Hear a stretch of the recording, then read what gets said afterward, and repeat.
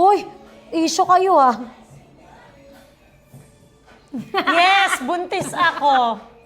Wait for my gender reveal. I'm pregnant. Ayan, naglilihi ako, kaya ako kakain. Baka mang-iso.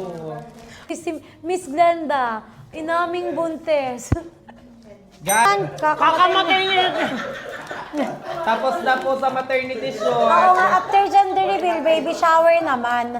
Bukas, meron tayong teaser ng gender reveal. Abangan nila. Oo. Ayan. Okay kayo, diyan kayo magaling sa chismis. O, Headline na headline Diba?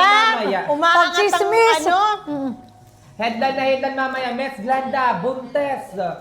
Pagkaubos nito, isa-share ko sa inyo kung kailan ako nabuntis.